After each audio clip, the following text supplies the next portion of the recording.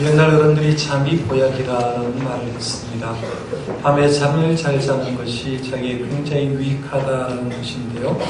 여러분 밤을 지날 때 잠을 잘 주무시고 계십니까? 잠을 잘 자는 사람이 건강한 사람인데 이런저런 이유로 잠을 못 자는 사람은 굉장히 힘들 겁니다. 잠은 사람들이 평균적으로 하루에 30% 정도를 자고요. 우리의 인생을 놓고 펴도 인생의 30%를 잠을 자는데 보내고 있다 하는 걸 보게 됩니다. 이 30% 잠을 잘 때 잠을 어떻게 자는가, 잠을 깊게 자고 잠을 잘 잘 때에 그 사람이 굉장히 유익하다라고 하는데요. 잠을 잘 잘 때 유익한 점이 많이 있지만 4가지 정도로 정리를 해보면 잠을 잘 자는 사람에게 첫 번째는 면역력이 강화된다라고 얘기했습니다. 충분한 수면을 이루지 못할 경우에는 내 휴식 시간이 줄어들고 그로 인해서 면역 기능까지 손상된다라고 얘기합니다. 바꿔 말하면 잠을 잘 자는 사람이 면역력이 강화된다라고 얘기했고요. 두 번째는 잠을 잘 자는 사람이 꿀 피부를 가지고 있다라고 얘기를 합니다.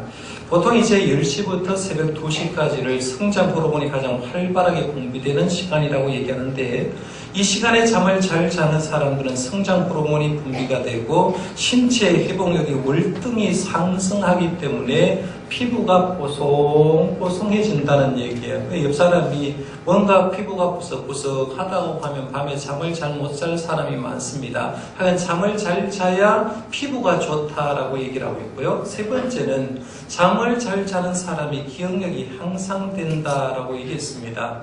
우리가 잠을 자게 되면 신체 기능은 쉬게 되고요.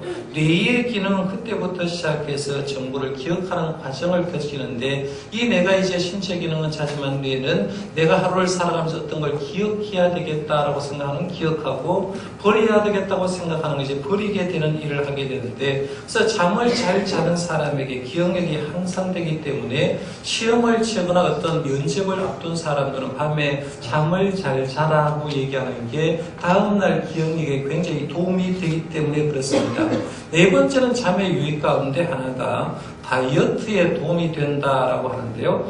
2011년 연구한 결과에 의해서 그렇습니다. 스웨덴 웁살라 대학 크리스티안 베네딕트라는 박사가 연구팀이 연구를 해봤는데 이제 그룹을 두 그룹으로 나눈 거죠. 잠을 잘 자는 그룹하고 잠을 잘 자지 못하게 하는 이런 그룹에 나누어 보니까 잠이 부족하게 되면 대사 활동이 둔화되면서 에너지를 덜 쓰게 되어서 체중이 늘어나는 것을 발견했다는 거죠. 그러니까 밤에 열심히 잠을 잘 자는 사람이 오히려 다이어트에 도움이 되고 밤에 잠을 불규칙적으로 자는 사람은 다이어트에 굉장히 힘들어서 아마 체중이 늘어난다라고 얘기를 하는데요. 이렇게 충분하게 잠을 잘 자는 것이 인간에 굉장히 유익하다는 게 과학적으로 증명이 되고 있습니다. 그런데 오늘 성경 말씀에 보니까 반대말을 합니다.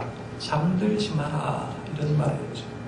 잠들어 있는 사람은 잠에서 깨어나라 라고 이렇게 얘기합니다. 성경 말씀에 지금 얘기하는데 11절 상반절 말씀에 보니까 또한 너희가 이 시기를 알거니와 자다가 깰 때가 되었으니 라고 얘기를 합니다.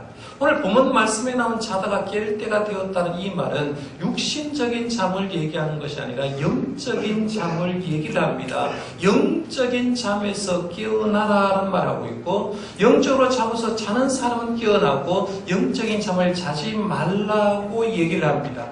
이 말씀은 사도 바울이 로마에 있는 교인들에게 준 말입니다. 로마에 있는 교인들은 아직도 신앙생활 초신자들이었거든요.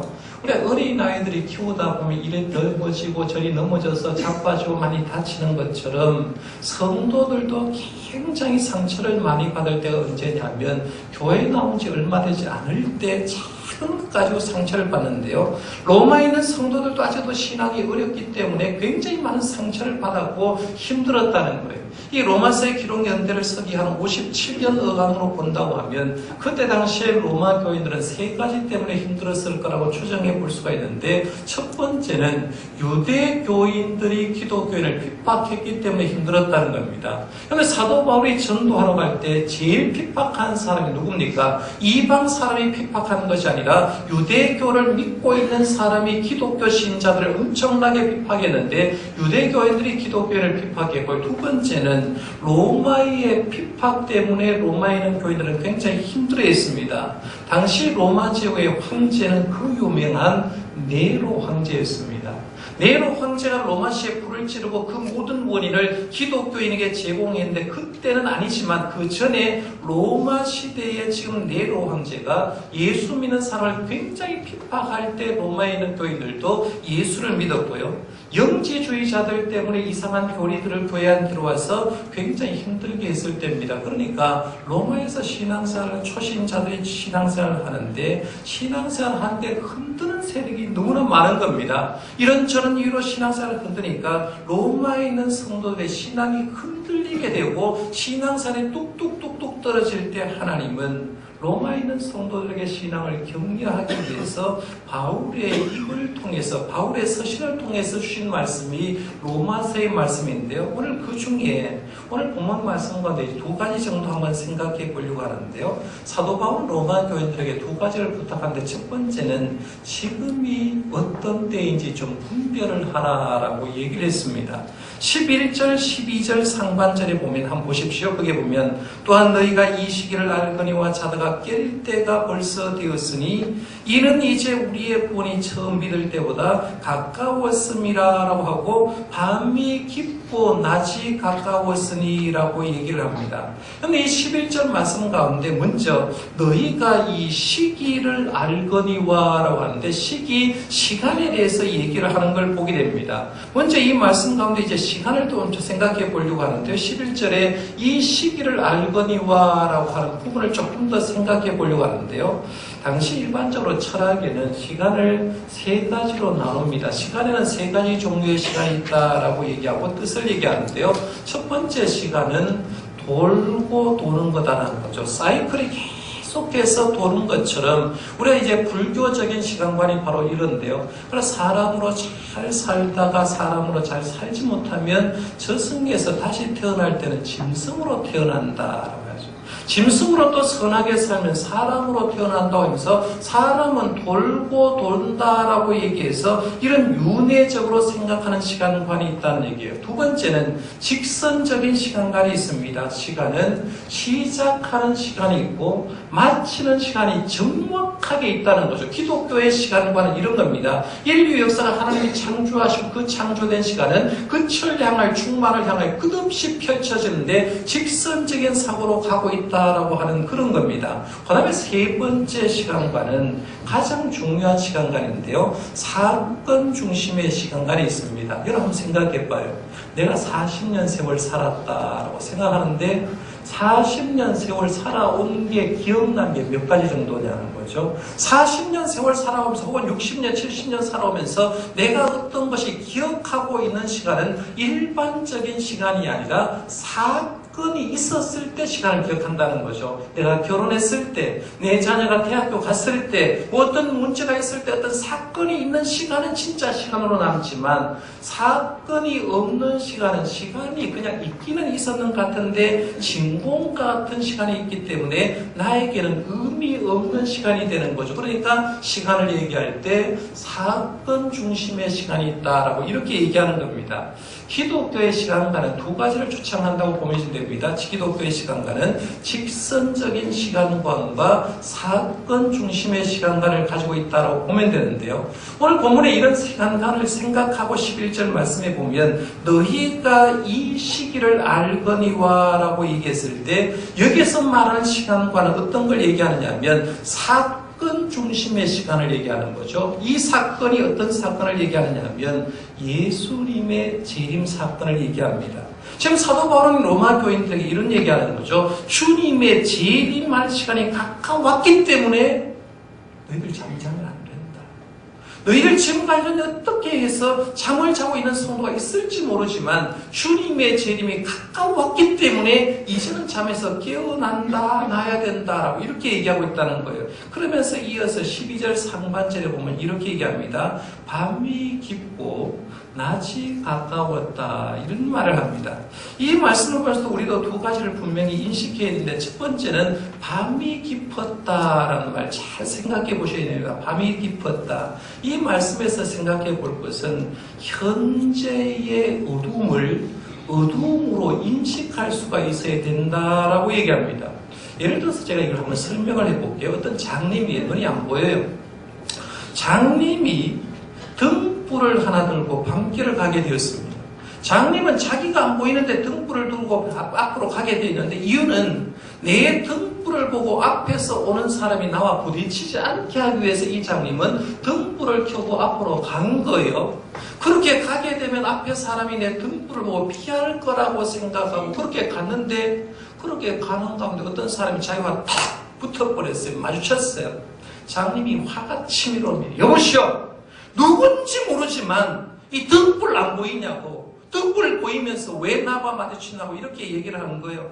그러니까 저쪽 사람이 하는 말이 당신 등불 꺼진 지 이미 오래되었어 라고 얘기했다. 장님은 자기 눈이 안 보입니다. 등불을 켰는지도 보이질 않고 등불이 꺼져 있는지도 보이지 않다는 거죠. 우리가 어둠 속에 죄악에 물들이는 자는요, 선과 의만 모르는 것이 아니라 자기가 얼마나 죄악된 현실 속에 있는지, 죽을 형편에 처해 있는지 악의 현상도 모른다는 거죠. 어둠에 대한 의식 자체도 없다는 얘기입니다. 우리가 세상을 보면서 세상이 어둡다, 영적으로 지금 깜깜하다, 지금 세상은 암흑기와 같다라고 얘기할 수 있으려고 하면 내가 영적으로 깨어있는 사람만이 할 수 있는 게 지금 어둡다라고 얘기할 수가 있다는 얘기죠. 그런데 내가 아예 어두운 사람은 지금 어두운지 밝은지조차도 구별하지 못한다는 얘기입니다. 그래서 오늘 본문 말씀에 밤이 깊었다라는 말을 하고 있죠. 그 다음에 또 하나는 밤이 깊었다는 말은 반대로 아침이 가까웠다는 것을 뜻하고 있다는 얘기입니다. 밤이 어둡다, 밤에는 어둡다는 건 상식이죠. 한번 생각해 봐요. 보통 이제 요즘은 날이 일찍 저무니까 저녁 6시쯤 되면 깜깜합니다. 아마 시골에 있는 사람은 깜깜할 거예요. 다음날 새벽 6시까지 깜깜합니다. 밤에는 어두운데 밤 12시간이 어둡지만 똑같은 시간대별로 똑같은 어둠이 있는 것이 아니라 어떨 때는 밤 시간대도 좀 밝을 때가 있고 어떤 때는 밤 시간대도 어두울 때가 있다는 거예요.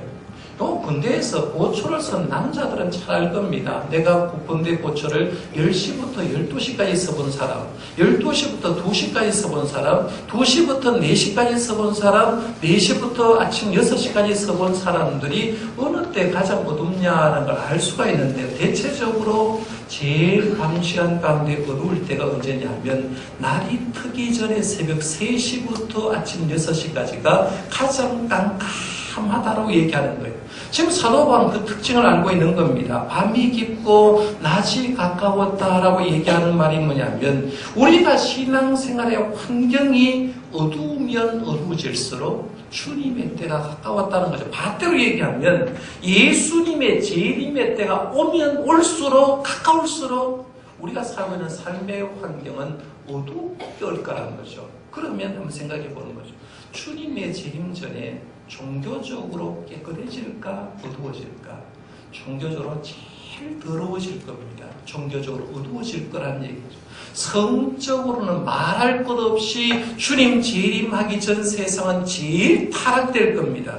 경제적으로 정치적으로도 점점 어두워가려는 게 분명합니다. 왜냐하면 한치 앞을 알 수 없을 때는 거죠. 우리가 살아가는데 앞이 어떻게 될지 알지 못할 때 한치 앞을 알지 못하게 구별을 될 때가 바로 주님이 오시기 전 직전이다라고 얘기하는 거예요. 여러분 가만히 생각해 봐요. 우리가 이렇게 살고 있는 세상이 종교적으로 깨끗한가? 정치적으로 깨끗한가? 사회적으로 어떤가? 경제적으로 어떤가? 성적으로 어떤가? 가만히 생각해 보면 옛날에 비해서 점점 어두워지고 있다는 걸 깨달아질 겁니다. 어둡다는 말은 밤이 깊다는 말은 반대말로 낮이 가까웠다. 예수님 재림할 때가 되었다는 그 말이에요. 사도 바울은 지금 그 얘기를 하는 거죠. 우리가 살고 있는 시간이 언젠가 어느 시간에 살고 있는가 먼저 알라는 거예요. 그 다음에 두 번째 주신 말씀이 뭐냐면 그러면 이런 시간을 아는 그리스도인은 어떻게 살아야 될지 삶의 방식을 제시합니다. 12절 하반절부터 14절에 이런 말을 합니다. 그러므로 우리가 어둠의 일을 벗고 빛의 갑옷을 입자. 낮에와 같이 단정히 행하고 방탕하거나 술 취하지 말며 음란하거나 호색하지 말며 다투거나 시기하지 말고 오직 주 예수 그리스도 옷 입고 정욕을 위하여 육신의 일을 도모하지 말라라고 했어요. 오늘 본문 말씀 가운데 13절 14절을 보면서 기독교 역사 가운데 한 인물이 여러분 생각나야 됩니다. 그 인물은 이런 사람입니다. 어거스틴이라는 사람이에요. 여러분 13절 14절 옆에 일단은 어거스틴이라고 이렇게 좀 써주십시오. 어거스틴은 354년에서 430년 살았던 인물 어거스틴입니다. 어거스틴에 대해서 지난번에 한번 말씀드렸습니다만 다시 한번 소개를 하면 이 어거스틴은 집안이 좋은 사람이었어요. 좋은 믿음의 어머니 두었고 좋은 아버지 두었습니다. 16살 때까지는 부모님을 따라서 신앙생활을 잘 했던 사람인데 16살 때부터 하나님의 품을 떠나 정욕의 노예가 되었습니다. 17살 때 무명의 아프리카 여인과 동거 생활을 시작했고 그리고 그 여인과 통해서 아이를 낳습니다. 17살이 무명의 아프리카 여인하고 결혼 살고 아이를 낳았다. 20살부터 9년 동안에는 어거스틴이 많이 교란하는 무서운 이단에 빠져버립니다. 여러분 지금도요 정상적인 교단에 있는 사람하고 이단에 빠진 사람은 이단에 빠진 사람이 행복할처럼 보이지만 철저히 행복하지 않습니다. 그들이 나중에 돌아온 뼈아픈 회개밖에 없는데 그 많이 교란 이단에 빠져서 9년 동안 이 어거스틴도 괴롭힘을 당합니다. 29살이 되었을 때 어거스틴은 어머니를 속이고 아프리카를 떠나서 로마로 가게 됩니다. 로마로 가서 30세가 되던 주 384년에 어거스틴은 로마를 떠나서 밀라노로 갔는데 요즘 말로 하면 밀라노가 되겠죠. 밀라노에 갔습니다. 밀라노에 갔는데 거기에는 황제가 있는 궁궐이 있었는데 거기에 취직을 하고 일을 하게 되었습니다.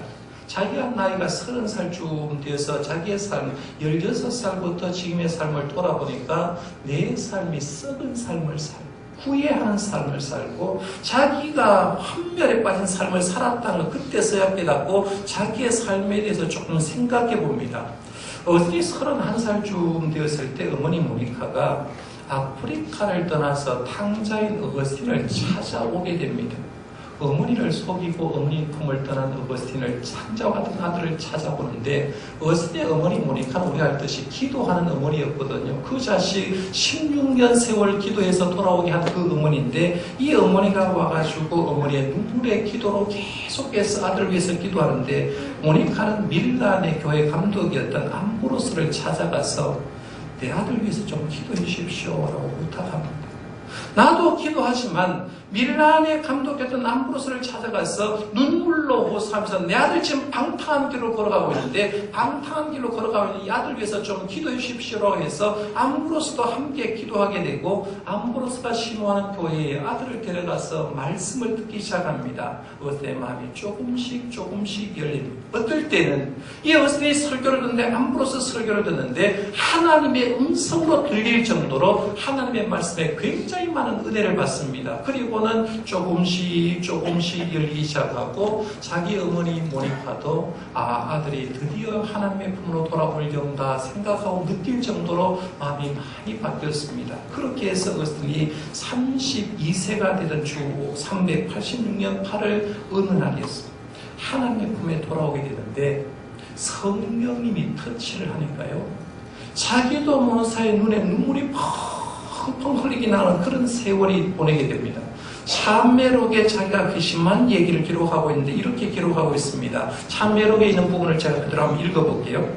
나는 벌떡 일어나 밖으로 나왔습니다. 우리가 숙박하고 있는 집에는 조그마한 정원이 있었습니다. 이 정원이 어거스틴이 회심하게 되는 그 정원 그대로입니다. 지금 정원이요. 이 정원을 얘기합니다. 나는 내 가슴을 찢어대는 고뇌에 밀려 이 정원까지 피해 나오고 말았습니다. 나는 머리칼을 쥐어뜯고 주먹으로 이마를 쳤습니다. 나는 내 영혼 속으로부터 부끄러운 비밀들을 짜내었습니다. 그리고는 그 비밀들을 고스란히 내 마음의 눈앞에 집합시켰습니다. 자기가 잘못한 걸 눈으로 보게 했다는 거죠. 집합시켰다는 거예요.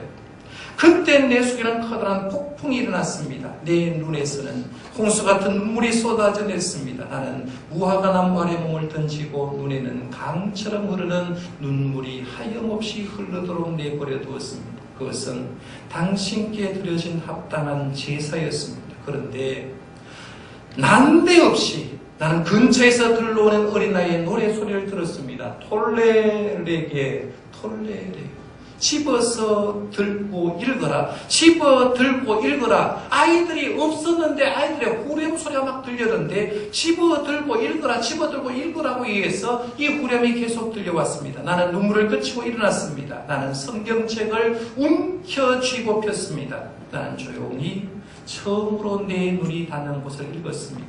오늘 말씀 13절 14절입니다. 낮에와 같이 단정히 행하고 방탕하거나 술 취하지 말며 음란하거나 호색하지 말며 다투거나 시기하지 말고 오직 주 예수 그리스도 옷 입고 정욕을 위하여 육신의 일을 도모하지 말라라는 말씀이었습니다. 나는 더 읽고 싶지 않았습니다. 그럴 필요도 없었습니다. 내가 그 구절을 읽는 순간 확신의 빛이 밀물처럼 내 마음속으로 밀려 들어오고 모든 의심의 어둠이 사라진 것 같았습니다. 16년 너간 방탕한 생활을 하고 하나님 버리는 생활을 했는데 16년 만에 하나님이 성령님의 음성을 들려줘서 집어들고 읽어라, 톨레레게 톨레레게 해서 읽었더니만 그 말이 오늘 말씀 13절 14절 말씀이라는 거죠. 여기 13절 14절 옆에 아까 어거스틴 한번 썼는데 그 밑에 회심구절이라고 더 쓰십시오. 어거스틴의 회심구절이다, 이 말씀입니다. 이 말씀을 본 어거스틴은 탕자와 같은 삶을 중심으로 씻습니다. 하나님은 나에게 어둠의 일을 벗고 빛의 옷을 입으라고 했기 때문에 그때부터 하나님의 품으로 돌아오고 하나님의 위대한 종으로 돌아옵니다. 밀라노에서 다시 자기의 고향 아프리카로 돌아가게 되고 수많은 사람을 하나님의 품으로 돌아오게 한 하나님의 손길과 하나님의 음성 역할을 하는 사람이 바로 어거스틴이라는 사람입니다. 그래서 어거스틴은 그냥 어거스틴이라고 하지 않고 그 앞에다가 거룩할 성자를 불러서 지금 우리는 성 어거스틴입니다, 이렇게 얘기합니다. 한 영혼을 변화시키게 된 결정적인 구절이 오늘 본문 말씀인데요. 오늘 말씀에 보면 주님을 오시기를 기다리는 자는 어둠의 일을 벗으라는 거죠. 어둠의 일을 벗었고 빛의 갑옷을 입으라라고 했는데, 그러면 벗어야 될 어둠의 옷이 뭐냐는 겁니다. 오늘 말씀에 보면 그걸 얘기를 합니다. 어둠의 일을 6가지를 소개를 하고 있는데 13절 말씀에 보면 방탕한 것 어둠의 일이다, 술 취하는 것 어둠의 일이다, 음란한 것 어둠의 일이고, 호색하는 것 어둠의 일이고, 다투는 것, 시기하는 것이 어둠의 일이다라고 말하면서 6가지를 소개를 하고 있습니다. 당시 로마 교회 교인들에게 너희들에게 혹여 이런 일이 있으면 빨리 벗어라, 하지 마라라는 거죠. 조금 설명하면 이런 겁니다. 첫 번째, 방탕함이라는 것은 무질서를 얘기합니다. 우리가 하나님의 말씀이 있는 사람은 하나님이 주신 대로 살면 질서 있게 살아가는데, 육체의 정욕이 원하는 대로 살면 방향 감각이 없기 때문에 무질서하게 산다는 거죠. 그게 바로 방탕함이라는 얘기예요. 두 번째는 술 취함입니다. 여기 지금도 후진국에 가면요, 인도나 혹은 동남아에 가면 어린아이들, 초등학생들이 담배를 꼬박꼬박 피우는 거 쉽게 봅니다. 할아버지하고 같이 맞담배를 피우는 거 쉽게 본다는 거죠. 그런데 헬라 사람이 그 시대에 어린아이들부터 어른까지 하는 게 뭐냐면 술을 많이 마셨다는 거죠. 그런데 우리가 술을 많이 마시는 사람은 알겠지만 술을 취하면 정신이 흐리멍텅해집니다. 그렇죠? 멀쩡했던 사람도 술을 먹으면 정신이 흐려지고, 이로 인해서 행동을 하는 게 전부 다 무책임한 일을 연달아 생기게 되는 거죠. 술을 먹고 흐리멍텅하게 뭘 하게 되면 나중에 되면 결국에는 무책임한 일들이 일어나고 악에 대한 용기가 생겨서 술 먹고 전부 다 엉뚱한 짓을 하잖아요. 그렇죠? 사람을 죽이거나 어떤 잘못한 일을 할 때 술 취함인데, 그래서 술 취하지 말라는 거예요. 세 번째는 음란인데요. 음란은 원문에 보면 코이테라고 해서, 이 코이테라는 뜻 가운데는 침대라는 뜻이 있어요. 침대. 음란은 침대에서 일어난 일을 얘기합니다. 육체적인 욕망과 단순한 향락을 위해서 부도덕작한 행위를 하는 게 그게 음란이라는 거예요. 그 다음에 네 번째는 호색인데요. 원문에는 호색이 부끄러움의 뜻이 있습니다. 부끄럽다. 여러분들 우리가 엉뚱한 짓을 하는 사람들, 부끄러움이 없는 건 굉장히 큰 문제예요. 내가 영적으로 깨어있는 사람 조금만 잘못해도 부끄럽습니다. 그런데요, 영적으로 마비가 된 사람은 자기가 죄를 지었는데도 무슨 죄를 지었는지 부끄럽지 않다는 거죠. 그러니까 우리가 죄를 지으면 인간은 죄가 무엇인지 알고 죄를 지으면 부끄러워져야 되는데 이게 음란에 빠진 사람들은 결국에는 부끄러운 짓을 해도 무감각하게 된다는 거죠. 그걸 호색이라고 이렇게 했어요. 그 다음에 다섯 번째로 다투는 겁니다. 말 그대로 다투는 거죠. 근데 다투는 거요.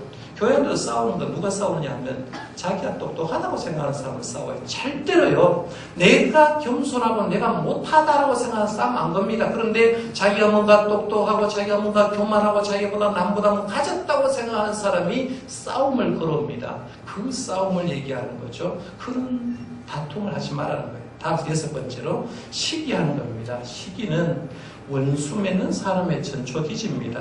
우리가 시기하게 되면 원수가 맺어지고 원수가 맺어주면 나중에 살인까지 갈 수 있는 게 시기하는 것 때문에 시작될 때가 많다는 거죠.